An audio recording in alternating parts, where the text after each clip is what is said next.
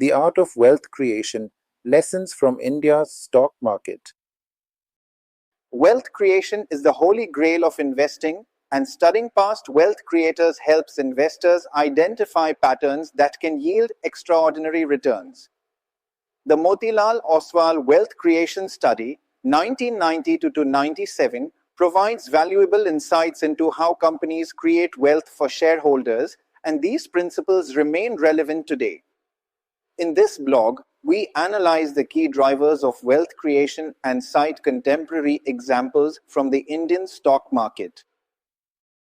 1. Leadership in business, the competitive edge. The study highlighted that dominant companies in their sectors tend to create the most wealth.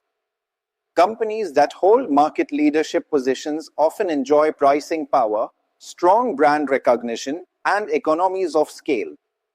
Present-day examples: Tata Consultancy Services, TCS, India's largest IT company, has continued to dominate the IT services sector with high margins and consistent revenue growth.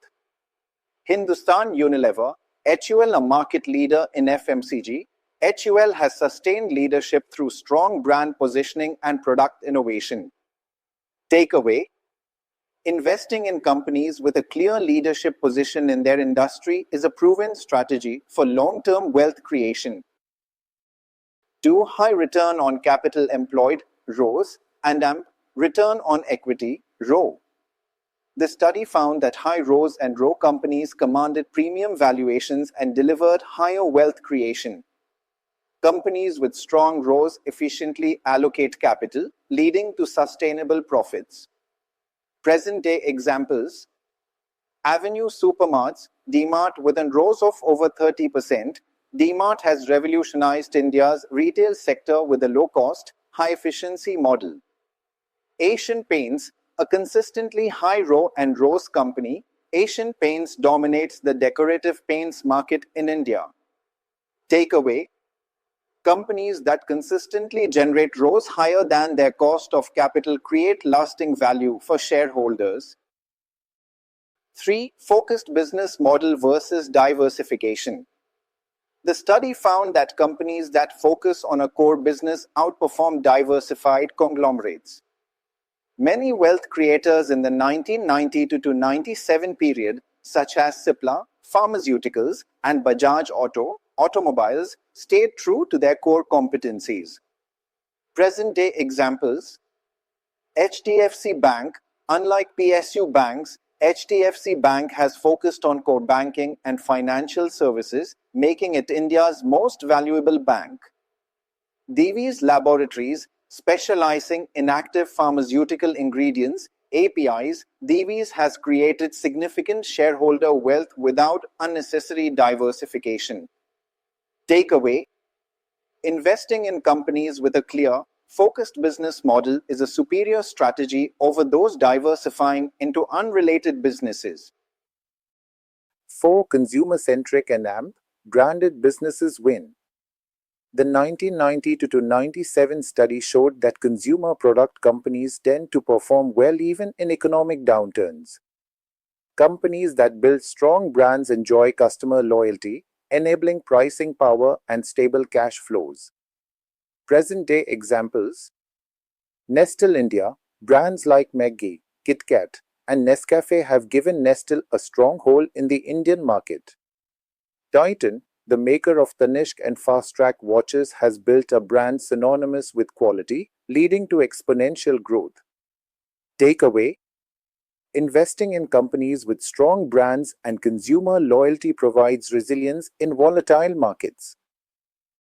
5. The role of high entry barriers. Industries with high entry barriers, such as pharmaceuticals, automobiles, and financial services, tend to create sustainable wealth. This is because regulatory, technological, or capital-intensive requirements make it difficult for new players to enter.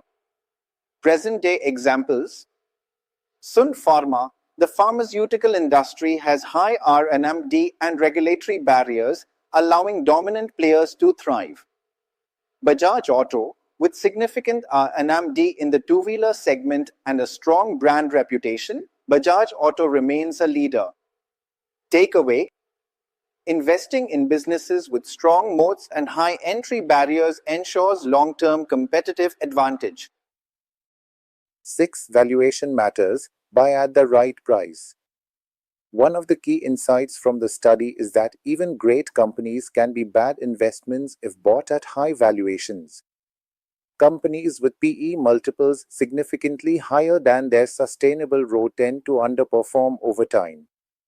Present-day example: Zomato. Despite being a high-growth company, Zomato's stock has seen volatility due to valuation concerns. Paytm, a classic example of an overvalued IPO that corrected sharply post-listing. Takeaway: investors should focus on buying quality businesses at reasonable valuations rather than chasing high-growth stocks at any price. Conclusion: wealth creation requires patience and strategy. The principles from the 1990 to 1997 study remain timeless. Companies with strong leadership, high ROCE ROE, focused business models, strong brands, high entry barriers, and reasonable valuations have consistently created wealth. By applying these principles, investors can identify the next generation of wealth creators in India's stock market and build a resilient, high-growth portfolio for the long term.